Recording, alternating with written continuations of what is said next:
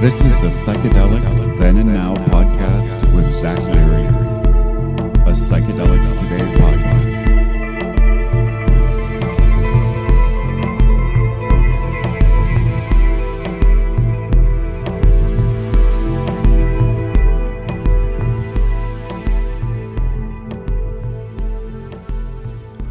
All right. Hello, friends. Welcome to the Psychedelics Then and Now podcast. This is Zach Leary, your host. So happy to be back with you guys. In this episode of the podcast, we have an all-new interview with the great, hilarious, and very wise, as it turns out, Mike Finoia, stand-up comedian. Got to know Mike from being in his podcast, Comes the Time, that he was doing with Teal Burbridge. And we kept in touch, and and this podcast is going to be really special, so we'll get into it with Mike in just a bit. As usual, if you're interested in anything that I'm doing, visit zachleary.net. My psychedelic studies intensive begins again on June 17th, coming up. Would love for you to attend. What else? And I will be emceeing again for the third time now the Aspen Psychedelic Symposium, which is June 6th and 7th at the Wheeler Opera House in Aspen, Colorado. This is a really, really special event. The Wheeler Opera House is a 19th century opera house that is pretty much intact and a really, really special venue for this symposium. If you're in the neighborhood, I really recommend that you take a trip up there to, see what's happening. The keynotes this year are Izzy Ali, the co-executive director from MAPS, and Leonard Picard. And there's all sorts of great panels and talks in between that. And it's just a really great community, really intimate. The Wheeler doesn't hold, it's not like thousands and thousands of people like other conferences in this space.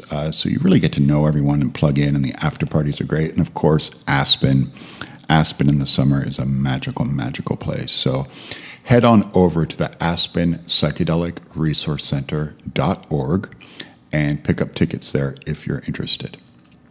Also the producers and Martha and Tasha are going to be on the next episode of the podcast really soon, and I love them.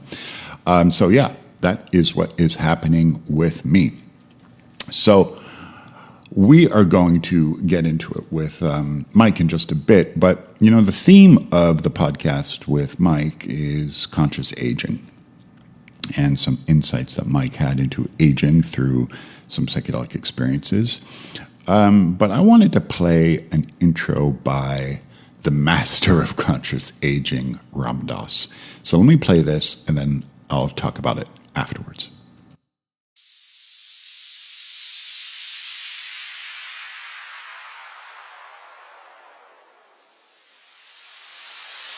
I was on a late evening train, and the station was closed, so I had to buy the ticket on the train. And I had just become 60. So when the conductor came, I said to him, I'd like a senior citizen ticket. And what I felt when I did that was just what I had felt when I was 18 years old. And I had been from Boston, where the drinking age was 21, but I went to New York with some friends, and the drinking age was 18, and I went into a bar and I said, I'd like a beer, with trepidation that they wouldn't serve me because I was too young. I had the same feeling with the conductor. But he immediately made out the ticket for the senior citizen. I said to him, don't you want to see my ID? And he said, no.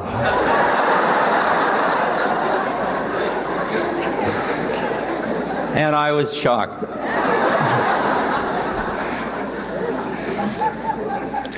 Because until I was 50, I think I saw myself as somewhere between 12 and 14. And then around 50, I started to grow up, and I began to consider the fact that I was possibly an adult.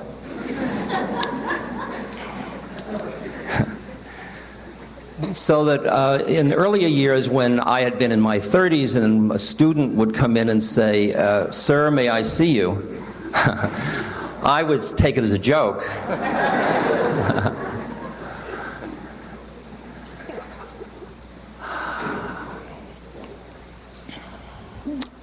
But when I became 60, up until then, I had really treated age as rather uninteresting. And I was busy being spiritual, and spiritual people don't focus on age of the body. But I decided when I was 60 to milk it, to see what I could get out of it, to see if there was any work I should do. So instead of, usually I'm traveling during my birthday, so people can't have birthday parties, but this time I told everybody I wanted birthday parties, and I had many birthday parties. And because 60 was a key year, I have studied in the East a great deal, and at 60 you become a sannyas, which in the stages of life, from 0 to 20, the ashramas or stages of life, from 0 to 20 you're a student, from 20 to 40 you're a householder, raising your children, earning money. From 40 to 60 you start to do spiritual studies and pilgrimages and practices. And at 60 you throw over everything, and you're totally free.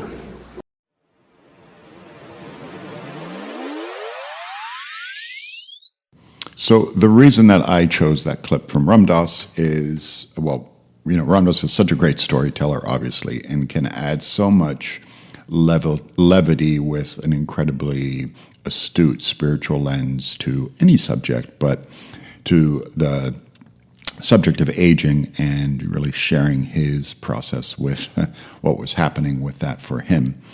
And quite honestly, as I age in this mortal coil, I am over 50 now. I struggle with it much more than I admit.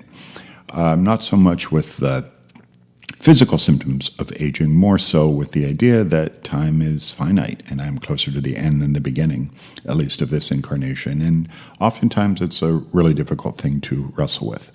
All of my insecurities come up, all the issues, the quiet desperation and all of it all sort of comes to a head now and then. And me tapping into my own process of how to do this gracefully is definitely a work in progress. But I look back to, two of the greatest teachers of my life, Timothy and Ram Dass, and I see how amazingly funny, light, curious, and authentic they were with their aging process. Timothy was completely, unhinged and bucked all conventional wisdom as it relates to aging well into his 70s. And I find that to be incredibly inspirational at this stage in my life. And that's what this podcast with Mike is about. He messaged me and wanted to share some breakthroughs that he had in some psychedelic spaces recently, and wanted to tell me the story. And we were just like, well, let's just record it. I had no idea what it was going to be about. I said, well, let's just record it and see what happens. And we went in completely blind. I didn't know what he was going to be talking about. And I love it. He didn't have anything to promote or anything like that. It just was him wanting to share his psychedelic assisted thoughts on this amazing mystery that we call being alive in the meat suit, and how he is dealing with aging and refocusing some of his goals and his the authenticity of who he is as a human being as he gets older, and also does his art and his craft as well. And it was a great podcast, and I'm so glad that it worked out this way. And so we're going to get into it with Mike.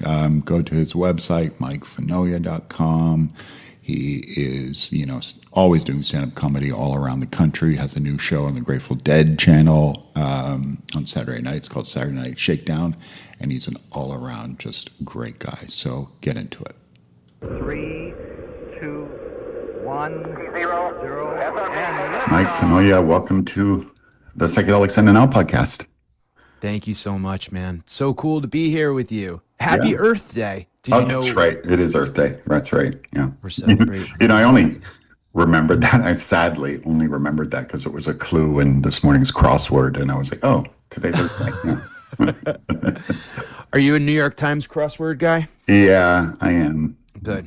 I play all the games, the Wordle and all that shit. And every morning, it just kind of gets my brain straight in the morning. Me too. I Yeah. feel like that's a little cognitive test that we can do to keep our brain sharp if you Hmm. don't have, Right. um, access to a good neuro team or whatever. But I had about a 260-day Wordle streak going, Wow. and I traveled to Canada. I don't know what happened. I had to reset settings, such and Mm. such. Woke up in the morning and it was gone. I was back to Oh, zero. And no. Zach, man, can I tell you? Uh, It was like my life's work. They're just gone. Just Oh, I was heartbroken. gone. And there's no, who do you call? Yeah, right. There's There's no no one there to support. help me. All right. It's gone, man. It's between you and God at that point. That's right. That's right. And Tim Cook or whoever's watching from the ivory tower. Yeah, exactly. Oh But man. But yeah, so this podcast started off with a message from you saying you have a theory, a psychedelic theory slash story that you wanted to share. And before you even shared, I was like, hey, let's just don't tell me what it is. Let's just go. Tell me what's on your mind, man. Always a good place to start. well, I appreciate it. And I like that you and I kind of keep in touch since you did our podcast years Yeah, ago. I had and fun with stuff that. Yeah. And I feel this community is kind of like, it's always expanding and always growing and always, new Yeah. theories and stuff. And we're kind of on the frontier still, I think, in a lot of ways. But I've been doing monthly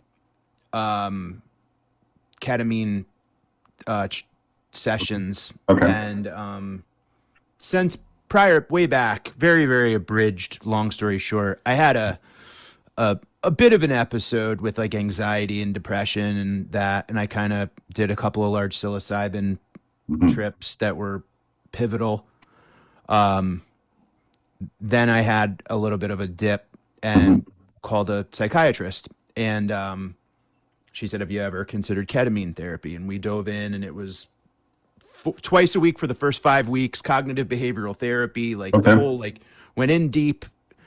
She saved my life, came out the other end, and I kind of feel like it's lane assist for me. So the Every now and then- psychiatrist started with ketamine as the first suggestion. Well, That's yes, good. because I had been on, and I have what they consider to be treatment-resistant depression because I had tried some SSRIs and so on and so forth, and Done all the- nothing worked. So, Right. Okay. but we went straight to IV ketamine, and then immediately right into cognitive behavioral therapy thereafter, and really hit it hard. Saved my life. Then I kind of went from like that medical setting to more of a there's a spectrum of the way that things are administered these days, all the way from, like a Yale research facility to a WeWork after hours in Brooklyn. So, like I was kind of looking for baby bear's porridge, if you will, of like safe and dependable and, medical in a sense, but also the ability for me to talk about what I'm experiencing and going through and so on. And Real ketamine assisted therapy. exactly. Yeah. Exactly. Because the first one I was calling it like spirit chemo, where you kind of just like, I was in a room by myself with like an IV and Yeah. I'm having these profound experiences and I'm like trying to navigate an iPhone to like explain to myself, just to say a word to remember. But I found this amazing center, Okay. and I go now probably once a month as like kind of I'd say a maintenance, right? And I go do these like very incredible therapies. They're intramuscular ketamine infusions, and then I have a therapist and a doctor sitting right there in the room. They know all about my past. They know all about my interest in expansion, but also that like this is a marathon. This is a lifetime, venture for me. Yeah. Not an instant quick fix. And I know that. Yeah. Yeah. And I've been having a lot of I'm a 46-year-old man, and it's hard to be that. And I'm with you, man. I'm a 52-year-old man. I get it. so you get it. And this is why I wanted to talk with you about this, that the aging, lack of youth, Yeah. sadness as it relates to, like, losing people and all of that, aging, life, just being a human on earth as we approach middle age and onward, is nothing that I was ever really like talked to about or trained to deal with, or not that any of us have, you know what I mean? And I'd say that you and I probably come from like a same time period where a lot of people feel like this, that are in that, they're rearing their kids, they're helping the next generation, right? And I'm finding in my experiences, in my trips, in my transcendent moments and thereafter when integration starts, and I'm finding that at 46 I'm getting way more at peace with how fast time is flying and how older I'm getting, and how I feel like this is a part of my plan for aging, is that psychedelics are going to be a very important part of it moving forward. Yes. And I had kind of like a real moment with myself.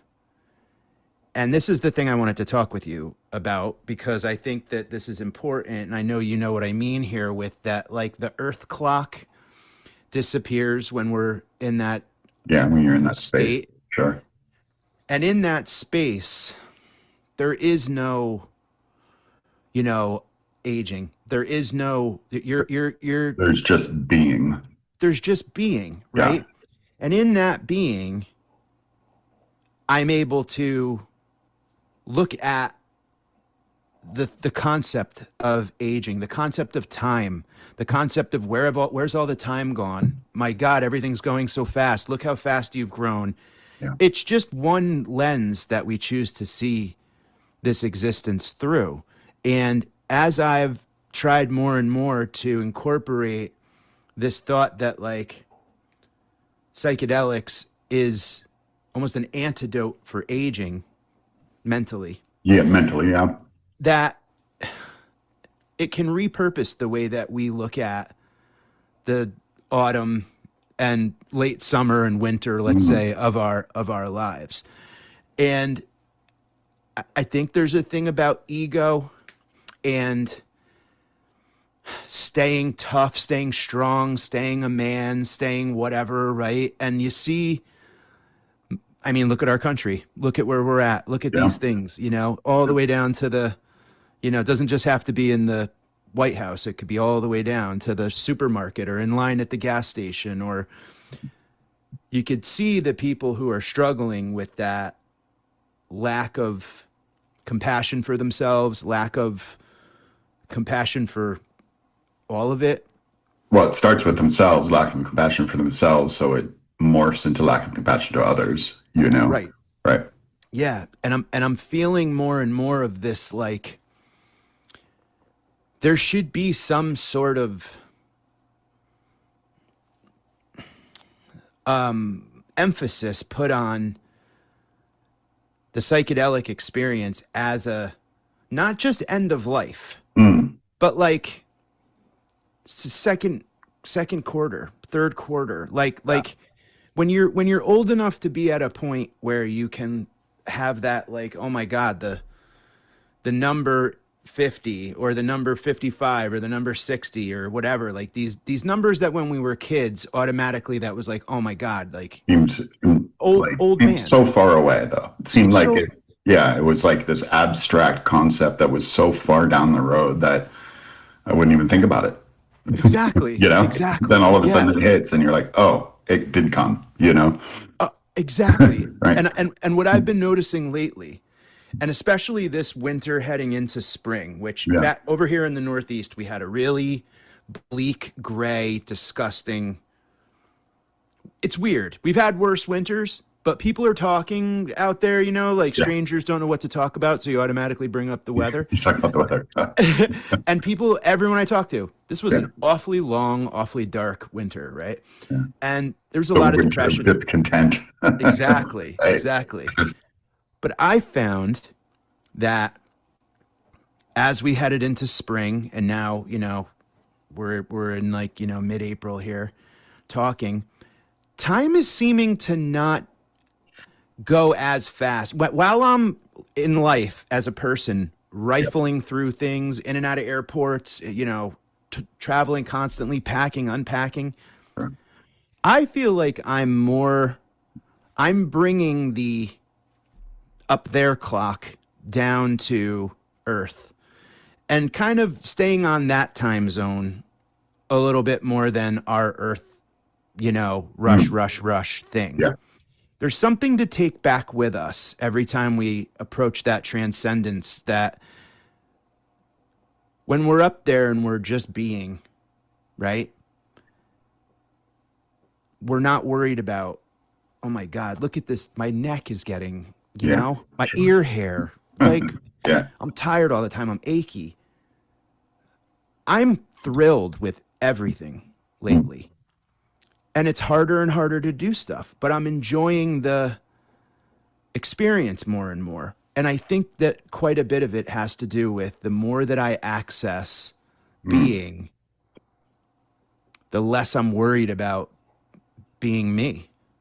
Yeah, man. It's kind of funny because this kind of the macro framework around this concept is really very much an Eastern thing. Like you'll see it in Buddhism and yoga and Hinduism and Tantra and all the whole Vedic system, and a lot of that's still alive in those cultures. If you go to, India or even any place in Asia, like the concept around aging is so vastly different than how we approach it in the West, Right.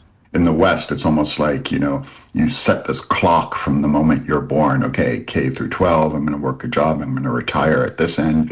I mean, the retirement age is even it's a political issue, like the mandatory retirement age and all, and so you're in this space where this matrix where this clock is created, and breaking free from that, that matrix and just thinking for yourself and being at peace with just being, no matter where you are at the clock, Yeah. takes work. It's hard. It really does. It's hard, but it's a beautiful thing when you do get it, You're right. And the thing that, I mean, and I'm in entertainment, right? And, comedy is a thing where, I try very hard not to, I don't give a damn about, Hollywood, whatever, industry, whatever. But there are signs all over our existence and our phones and our whatever of it's a young world. It's a more youthful thing now than ever.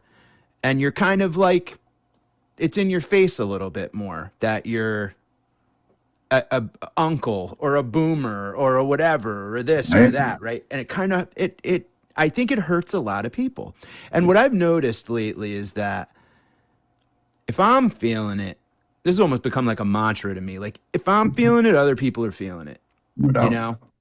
And I think about this in the sense of like the depression of men that are approaching middle age or thereafter, that I see it in people I know where they're holding on so tight to what they once were, that they're missing everything that they are now, Right.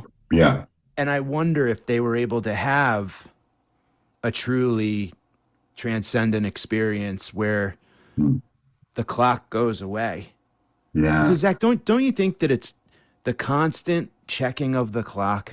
Yeah. The constant, when we stare at these things that we grab, right? Always, the first thing that hits us is that clock. No doubt.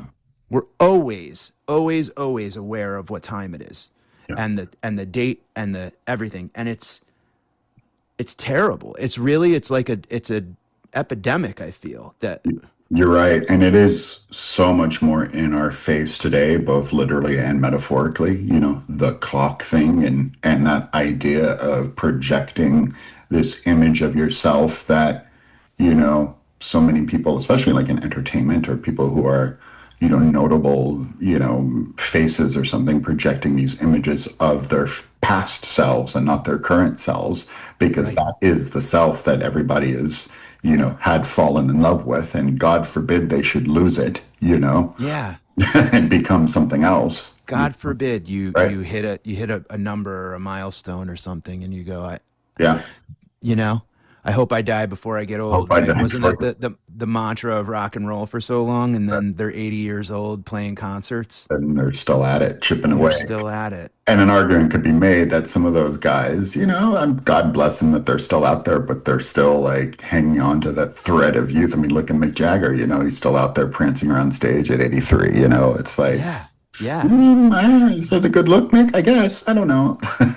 You know, it's so hilarious that you say that because, Ken Babbs, Yeah. right? Yeah. In his 90s, In his 90s. Yeah.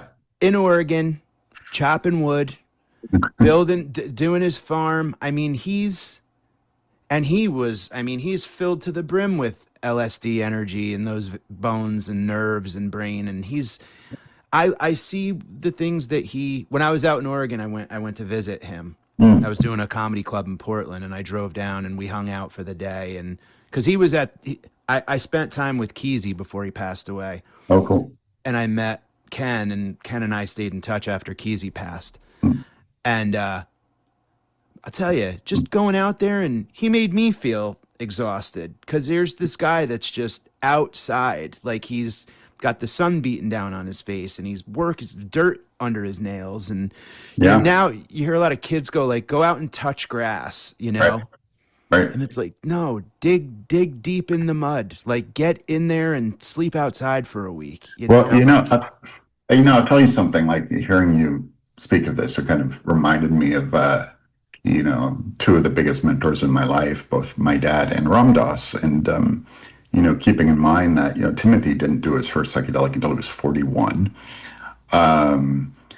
And Ram Dass was a little bit younger than him, but, and they were kind of on this track, this very kind of standardized, centric, tenured, professorial academia track that was very much based on the Earth number, And it seems like psychedelics completely just broke them free from the traps of the material world. And, as I age, I'm always thinking about Timothy, always, because he was the best old person fucking ever, man.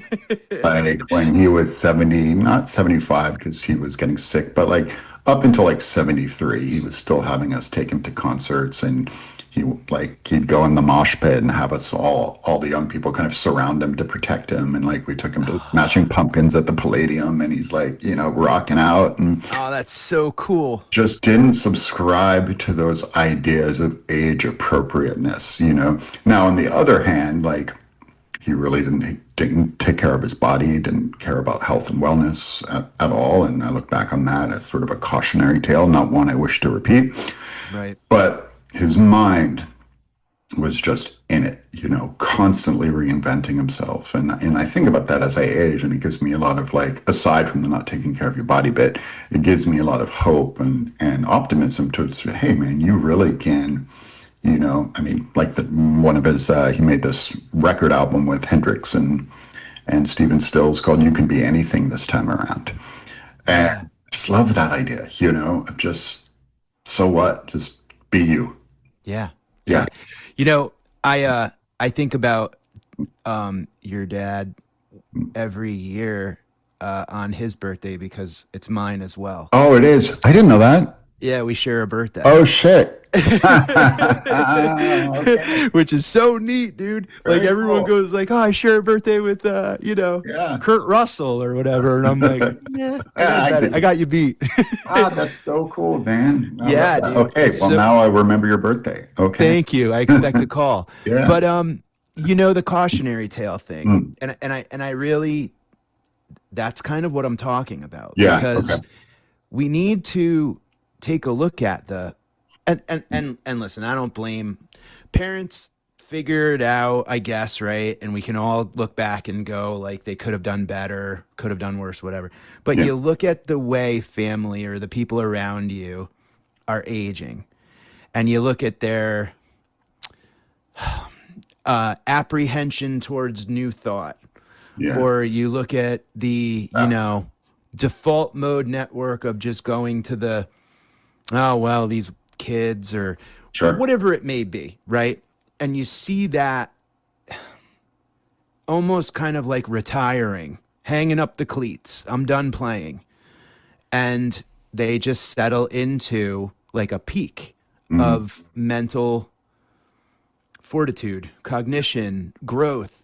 And you just can see it in society where, especially now, where it's so easy to find your nest of data or your flavor of information, right? And then just exist there in a comfortable little, this is the news I need.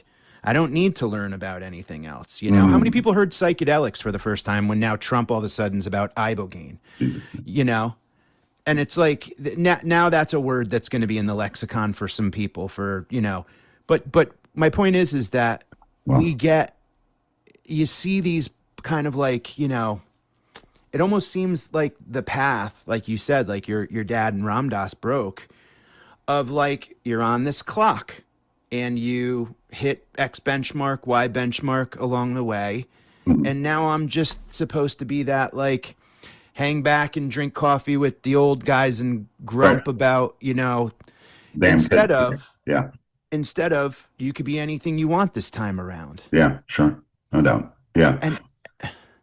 And psychedelics, I think, are one of the most effective methods of, albeit it's temporary, you've got to do the work afterwards, but one of the most effective methods of getting you in touch with this idea and disintegrating the boundaries around where you're uptight around this idea. Why are you so uptight about it? Is it because you've been programmed to be uptight? Is society making you uptight? Are these the social norms? And they really can break you free from that and just get you in that space of just being, period. Whatever it is that feels good to you,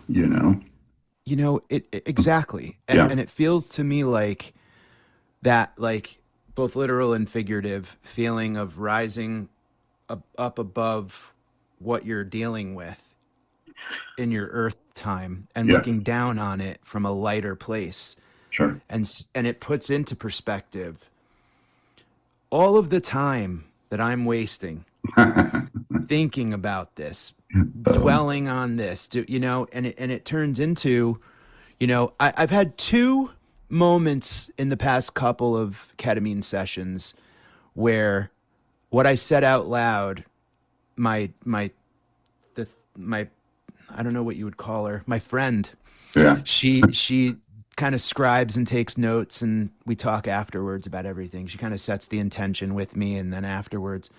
But I said, I am where rest goes to rest. So I was in like this place where like I was so at peace. I was among the essence of rest. It was like where rest goes to recharge. That's how peaceful I was. And she was like, where is that? And I'm like, if I knew the way, I would take you home, Yeah. But it would, I said that out loud, and I said, I have to remember how to get here all the time, And that speaks to like, what is one of the most contributing, the biggest factor for unhealthy aging? Stress. Granted, we all have to live in the material world and pay our rent and things like that, but your relationship with that and how that equates to your own cognition around stress and that feeling of true rest, right? Like, what does that really feel like? How does that feel in my body, Exactly. Yeah. And in a practical point of view, stress only becomes more and more prevalent and tactile as we age, right? You could bounce off stress when you're a kid, but sometimes now you'll have a migraine, you'll you could feel it in your neck, whatever. If taking a psychedelic break, if taking a break with us, you know, from this plane brings you to where rest goes to rest and you could kind of fully recharge. Yes. How great would that be for this whole consciousness, this whole the human experience, you know? I mean, that's really where I feel like if there was a way to incorporate mindful, you know, psychedelic use for aging and gracefully, you know, and gracefully in the places that we really need to do it. You know? Yeah, I mean, yeah, no doubt. And I think like what you're talking about is like, you know, really a primary issue in intentional psychedelic use, and that like, you know, you came in the doorway, well, at least, you know, I'm not saying throughout your whole life, but recently you came in the doorway for quote unquote, like you've been pathologized with treatment resistant depression. So you came in the doorway for mental health reasons, right? Yeah. And okay, that's fine. It helps you. And you're like, okay, cool. That I find some relief. But as you kind of hang out in the space a little more, the intentionality is morphed into kind of a deeper meaning around your own wellness, right? And, you know, there's some spirituality involved there. It's just more of kind of a holistic kind of transformational perspective on the mental health issue, right? Yeah. And that's why these things are so fascinating, right? Yeah. So it's not just like popping a pill which adjusts your serotonin levels and hey, maybe you feel better, maybe you don't. You know, it offers you this transformational and this takeaway that you're getting here. I mean, that's it, man. That's it. That's it. Yeah. Yeah, exactly. Good shit, right? Yeah, and it's a thing that like, you know, just like comedy and just like the way that I like approach writing and things like that, you know, there's a river. There's an invisible river that runs through this, you know, cavern up here.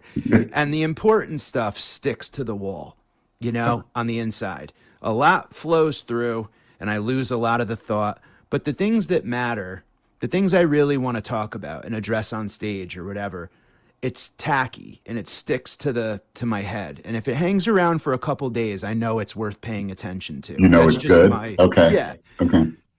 Same with psychedelic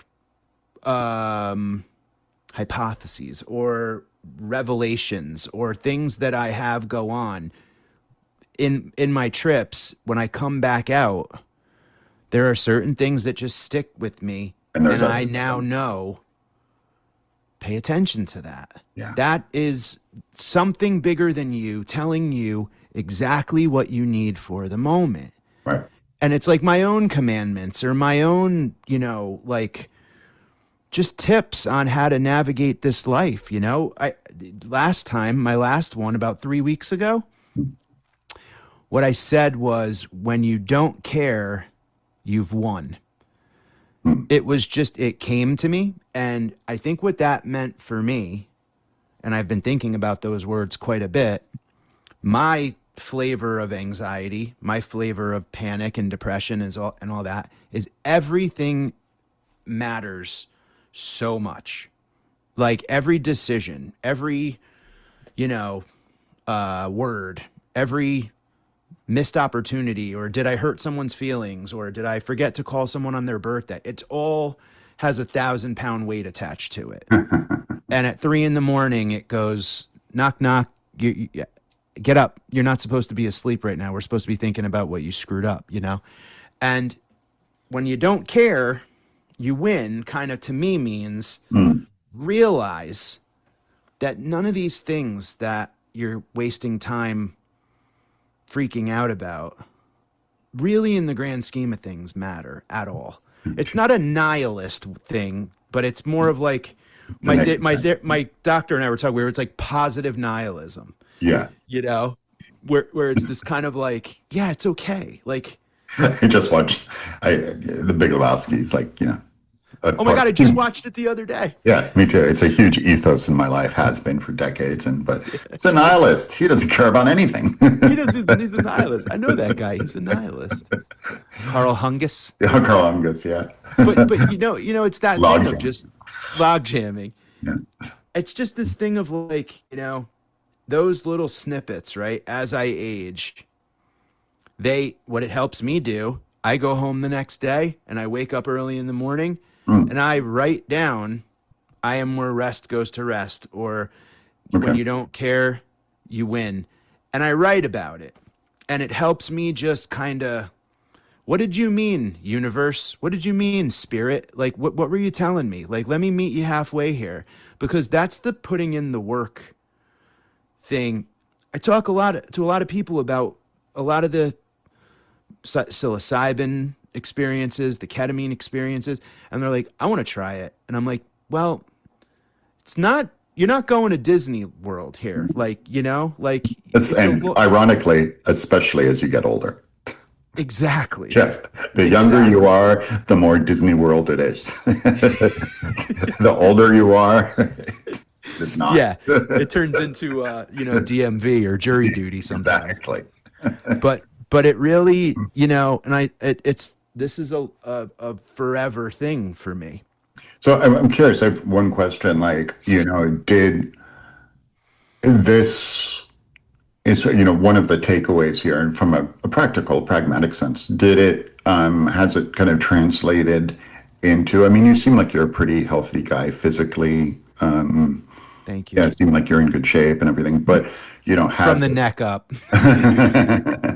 But has it encouraged you to or kind of given you new ideas about how to kind of have the physical self move along with this new mental, spiritual aspect of it so you can stay healthy? Yeah. Yeah, because that has for me a lot. Because that, I'm a reasonably healthy guy, but, I'm not a gym rat or anything like that. And I mean, I do yoga, but would like to do a lot more. But it's really kind of pushing me in that direction a lot more. So my body can stay consistent with the mind, Yes. Yes. Yeah. To me, it's very interesting that like a lot of what I've noticed, and I almost kind of like, again, it's almost like a positive dyslexia or like a mirror image to sometimes I'm left-handed. So I think sometimes I think left-handed and the world's right-handed, but like sometimes for me, it's not what I get from it, but it's the absence of what I used to have. Like almost like psychedelics, like the absence of what you used to have. Okay. Does that make sense? So like where if I was okay to blow off exercising or stay inside on a beautiful day, I don't have that notion anymore, to the fact of like, why would you not go outside? Like, it's beautiful out today. Like, I don't have that, like, there was almost like a seatbelt or like a harness of depression that would kind of like keep me okay being lazy or okay being, because I'm young and I got time and I'm fine. But now I have almost kind of like that notion to sit still or doesn't even exist anymore. And what I mean by that also too is that like the moments that I would have been very panicky or very anxious, I now have the wherewithal to go, wow, I don't feel that anymore. Like when a cigarette smoker all of a sudden doesn't have the urge to have a cigarette. Yeah. I don't have the urge to fight or flight or freeze or, and I also don't have the urge to cover myself with a blanket and go back to sleep when I could be hiking in the woods with my dog or building something outside or taking in the sunlight. So what I find myself experiencing is less of me, which makes me more. Yeah. I mean, less of the shadow aspect, right? Yeah. But do you find like that urge has kind of been, I'm always curious about this with, those who have struggled with depression and had find success with psychedelics. Are you able to identify the self-limiting negative shadow side belief system earlier, quicker now. Yeah. Where you can be like, oh, okay, that used to take me there, but I can hear it faster, and therefore I can shift quickly. Yes, Okay. thank God. Yeah. But also, I think the thing that's been the most important is this notion of waiting. React and regret was always a big part of my life where I would, and I even joke about it on stage, where like I talk about how I react and I regret. My wife got "Don't Let Me Down" engraved in my wedding band. And I flipped out and was like, what are you kidding me? Like, you're putting this pressure on me? And she was Damn. like, it's the Beatles song. The It Beatles played song. on our Okay. first date. And I I was was like, gonna oh, say, okay, cool. okay. There we go. I was Already let you hoping it down. was that. Yeah, totally. But I flipped out and immediately. But my new way of going about things is if I feel like you're talking about, and people who have depression or anxiety know that tightness, that warmth, and the like everything's closing up right here, and like someone's pushing down on your shoulders. When I start to feel that, I know that instinctively in the past I would react to it immediately just to try to alleviate the symptoms. Now, recognizing it immediately cuts it in half for me because I know I'm feeling something. I'm not overwhelmed. I've been there before and I lived through it. I'm going to be okay. But what I do is I go, instead of replying to this email or someone's comment or a whatever, sorry, let's wait a day. Let's wait an hour.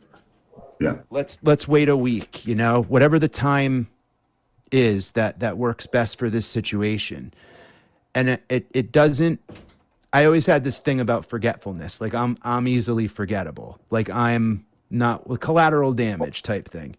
And now I have this, I don't have to always be like me. I'm here.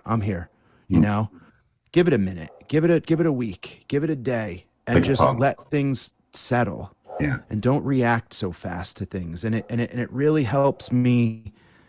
In 24 hours, I'm able to look at that thing that was this big and that was going to ruin my life. And I realized it's that big and no one cares anymore. The tide went in and the tide went out, And that no one cares anymore. That kind of speaks to me back to the earlier thing on like the nihilistic kind of thing around it. And like, dude, that is one of the top 5 things that I get from my psychedelic experiences. It puts my problems kind of in their right place, doesn't make them like, hey, some of them are valid and sure, and I should deal with them, of course. But most of the stuff that is bringing me down on a daily basis are small things that I turn into magnitudal catastrophes, The perceptions. The perceptions around them and what's important in life, and just like, Jesus, slow down.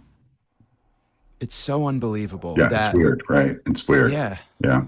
It's hard to, and it's hard to quantify to other people in your life that don't think like that, and that sometimes can become very frustrating. And I've kind of, well, if you quantify, I mean, just immediately, since you mentioned your wife, is she getting it, you think? Is she getting it? Meaning, like, is she getting where my dented canness? Yeah. I mean, she's had to, when I went through that, like, really heavy duty bout of, I don't know what to compare it to other than, like, I had a full kind of, like, breakdown. Okay. And I got to the point where I pretty much said to her, like, if you don't want to stay, I get it. I don't want to ruin your life, but I can't get out of this funk. And she said, you're an idiot. I'm not going anywhere. Okay. We're going to get through this together. And she, and God bless her, she works in healthcare and she's got a lot going on every day. And I would try very hard to not, like, be waiting by the door with like another like self-diagnosis of whatever was going on in my head, because it's so encompassing when you're going through something like this.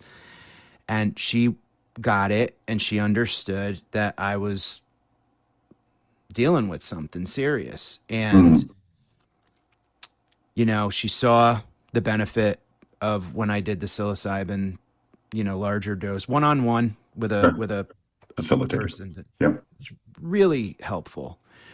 And then when the ketamine opportunity came around, I spoke with her about it because obviously I talked to her about everything, but she's in medicine and she was like, it's very safe.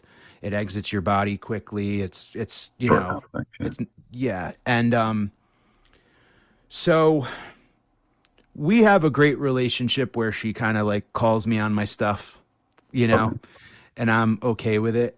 The first time I ever brought her to see me do stand up, I had a horrible set and I walked over with like my tail between my legs and I was like, that was pretty good. And she goes, are you any good at this? She's like, that's the worst thing I've ever seen. And she kind of told me everything I did wrong. And halfway through listening to her, I'm like, I'm going to marry her. Like, because that's what I need. Just let's cut through. Cut through it, man. Yeah. Again, I don't have time. So like cut through it and let's just get to like the root. And she's great. I'm curious, as you know, I'm a facilitator and I do a lot of session work, and I'm just curious if you don't mind me asking, do you feel like, not that it always matters, but I am curious, but do you kind of have any more insight on what like the origin story or roots of this breakdown was? Like how, Yeah. Without getting like, I know it's a lot to share and it's vulnerable. Well, no, that's not even. I've learned, and I think that coming through all of this stuff is we have to talk about we have to help each other. So if I can talk about what I've gone through, and it saves one person or helps one person, then my purpose here is complete. But it was coming out of the pandemic when everything kind of started to open back up. And, a lot of political, a lot of, headbutting in my family.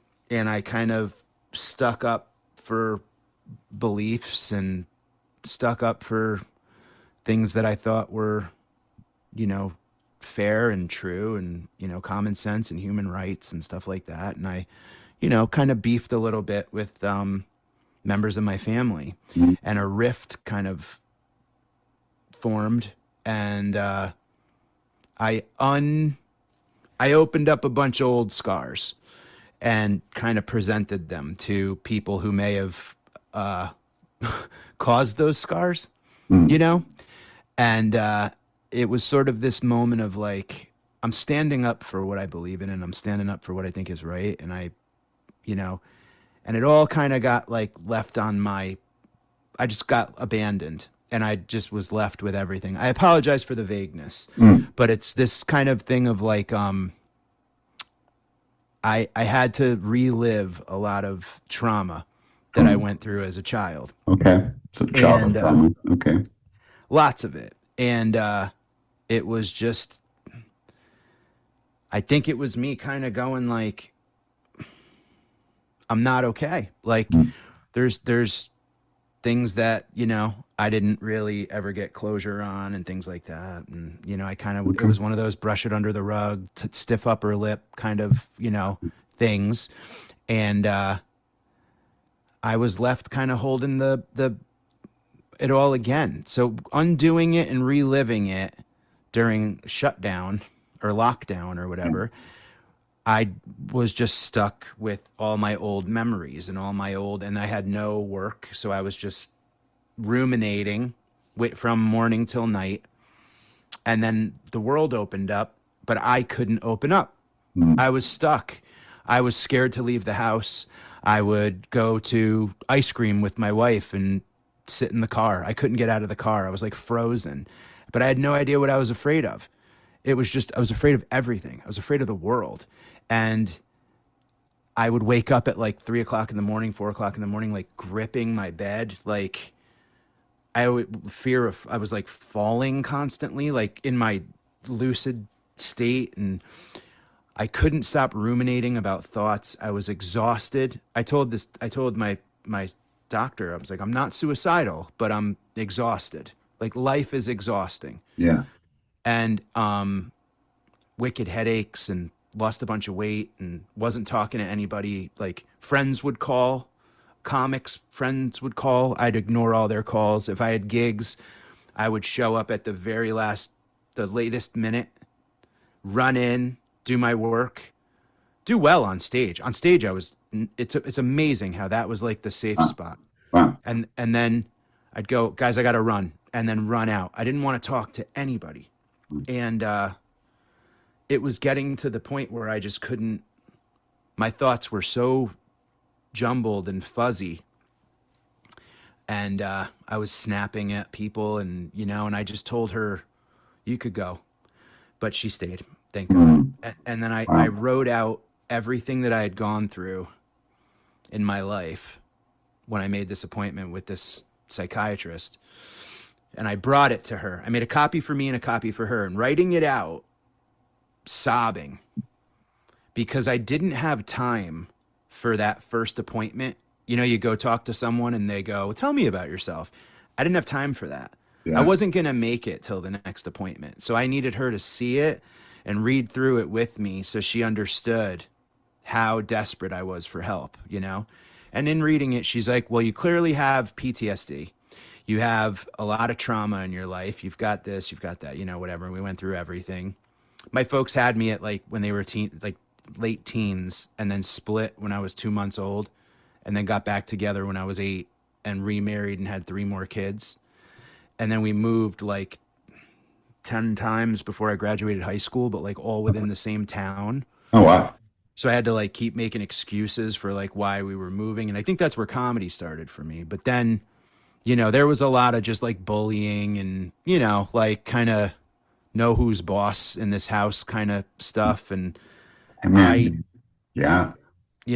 buried it all. And then at 17, I kind of just went out on my own and, had a bunch of hard life things happen. And I always felt like everything was my fault. And I was always waiting for things to end. And I was never fully enjoying anything. But you didn't really address it.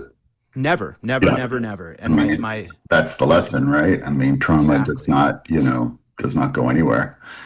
You have to reconcile it eventually, one way or another, it may come out. Fortunately, you could come through a door of healing like this and, growth edges, post-traumatic growth and all that kind of stuff, or God knows what, other ways too. Alcoholism, addiction. I was going to say addiction. For me, it was addiction, substance abuse. That's a great way to avoid that shit. Yeah.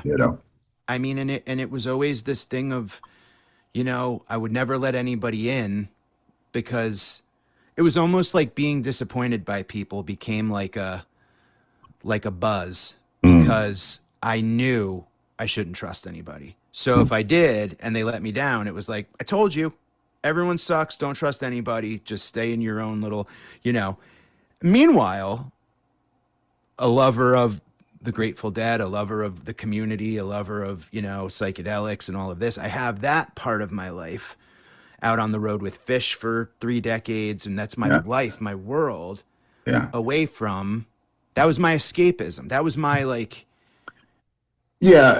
but I don't want to say escapism. I was going to say not escapism because, there's a lot of healing that comes from, being in that environment.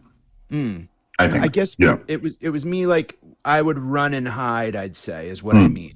Okay. And it would probably be a little bit more of go out for 3 weeks on the road or 4 weeks on the road instead of being okay with going to the 2 shows near my house. Sure. You know what I'm saying? Course. And trying to figure out how do I make this. But again, it's a cyclical thing where, because I just said that, how do I take that life and bring it back to my day to day? Just like how we started this conversation about psychedelics, right? Yeah, sure. When I'm in a state of, transcendence, I am hoping, I'm like, please fill my pockets with this knowledge. So when I get back down, I can kind of open up my marble bag and see all the, but I can say that at 46, I feel younger. I feel happier. I feel more at peace with my dents and my imperfections than ever before. And it's only because of the psychedelic like the work, the hard work of, the odysseys that we go on, right? Like these kind of, I'm going to venture into the unknown, and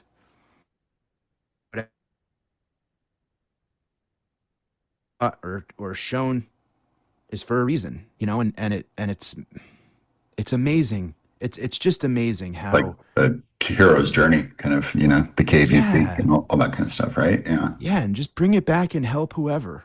So how, I mean, two questions. Why comedy, and how can you inject all this into comedy in a way that can still be funny? Oh my God. First of all, the $1 million question, why comedy? Comedies, I mean, it's, I don't know. I can't compare it. It's like asking a musician why music. You know what I mean? Like what you do. I don't know how to do anything else. I'm good at it, and it makes me happy, and it's the only job I've ever had where I want all the work. You know what I mean? Yeah. Like we've all had jobs where you wake up and you're like, what excuse can I use today to like stay home? This job is, I mean, in and out of airports, in and out of cars, in and out of planes, in and out for 25 minutes, 30 minutes of like bliss on stage at a theater and making people laugh. Like, Yeah. it's all worth it. And I love it. And I like seeing people happy. I think it's the thing also of like me showing like, look what I can do. Not everybody can do comedy. You know what I mean? So I think a lot of it is me going like, look what I can do that you can't. Yeah. And then That's a lot like music. exactly. Yeah, sure. And how can I incorporate this? I started to. I have. I've been the idea of like this theme one time during a psychedelic experience of like that we're all dented cans. Like it just hit me that like we all are living. I'm writing this now. It's going to be a book and a longer piece about how we're all on this rack, and we're all our cans are dented and the labels are, torn, and we're approaching our expiration dates, and maybe the font is not as sexy as the one next to us or whatever, but the ingredients are good. We're nourishing, and people can use us and need us, but we have to embrace our dents and realize that, you're not going to be a perfect can. Like if you're dented, you're dented. And it maybe somebody dropped you, maybe you lived too close to the edge and you rolled off or whatever. But so I've been writing a lot about that, but I started to talk about on stage my experiences with, depression. And it's just funny. I have to go, I have treatment resistant depression. It's no big deal. It just means my depression's tougher than yours. And just that line alone gets like people kind of sit up a little bit, you know what I mean? And oh yeah, you think yours is worse than mine, And I talk about some experience. I ask who's done psychedelics, who hasn't, and let that and I've come up with an analogy about, a funny analogy about what I feel like it is to trip. And I tell the crowd that, and then I talk about how we have these profound moments, and I've talked about a lot of it. And what's neat is, and I was terrified in the beginning to talk about that on stage because you said it, you got to be funny. These people paid for a show. Yeah. And I like comedy that is like bang, bang, bang, bang, bang, joke, joke, joke, joke. Okay. And if I'm going and trying to do, I'm not like, I have a hard time with stories. Like I'm not a good storyteller. Okay. I wish I was better. Yeah. But anyway, it's not a strength of mine. So I'm like, how do I tell these stories and get these bigger points out in a shorter period of time? And I was freaked out about it. And then I had some like tough dudes, like strong, like face tattooed, neck tattooed, like dudes that I look in the crowd and I'm like, I hope they like me. Like, I'm scared of them. Because they're going to wait on the alley at the end.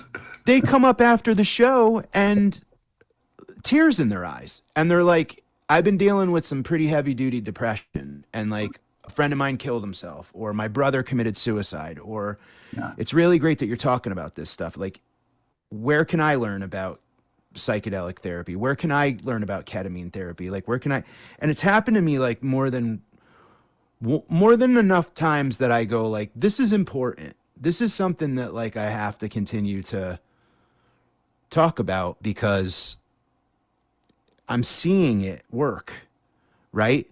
Like I'm seeing it work. I feel so bad for anybody that is going through even a iota of, look, what I went through is not the worst thing in the world. There's way worse. Yeah. And I feel bad for anybody that's going through a pinch of what I went through. You know what I mean? Yeah, but we can never use that metric. It's like your suffering is just of as course. bad. That's tough. That's a tough one. Yeah. But I guess my point is anything I could do to help other people, not even if it's one less day of agony. Sure. Even sometimes just knowing that you're not alone in it. That's enough. Can be enough. Is enough, Yeah, man.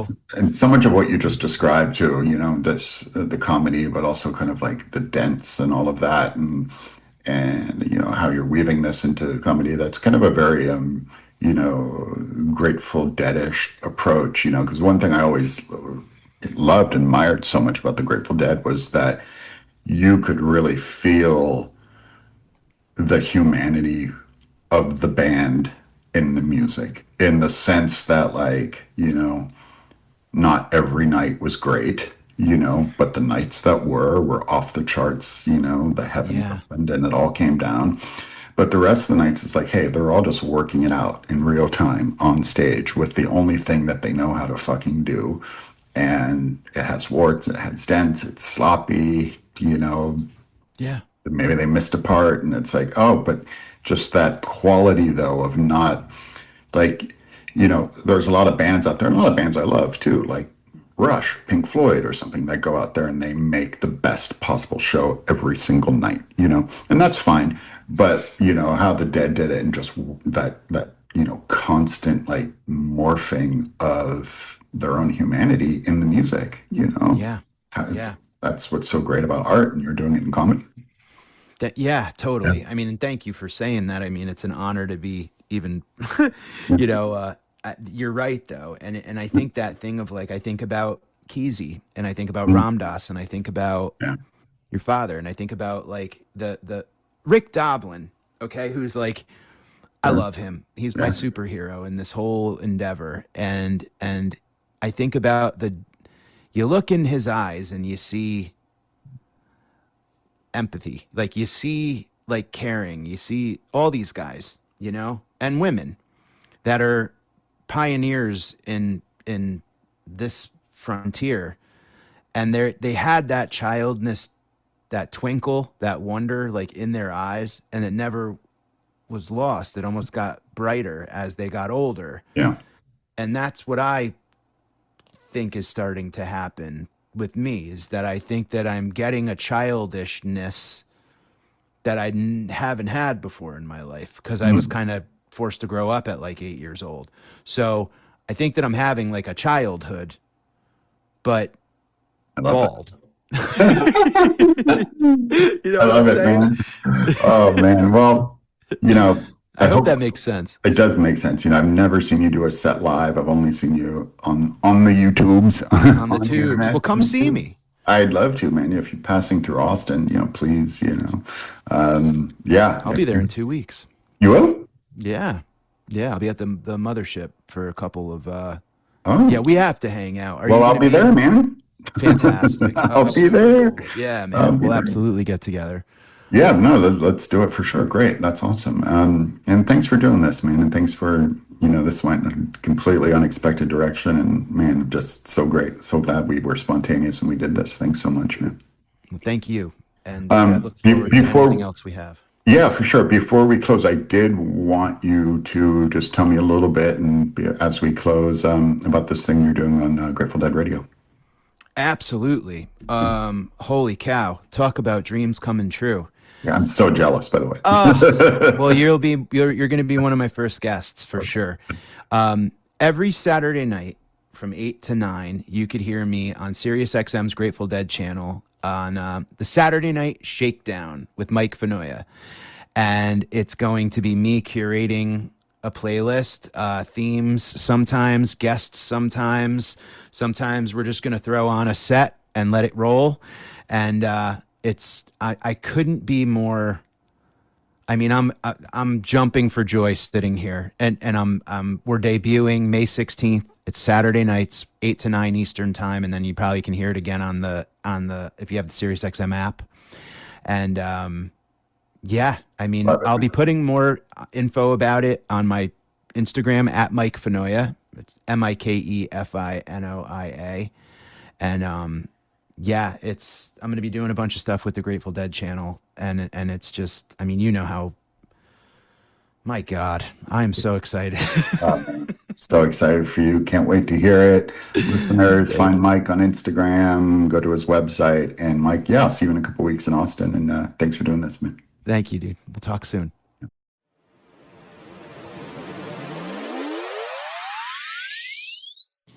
All right. Well, I hope you enjoyed that podcast. I sure did. Tune in really soon for another episode of great content, and visit zachleary.net and psychedelicstoday.com. Thanks for tuning in.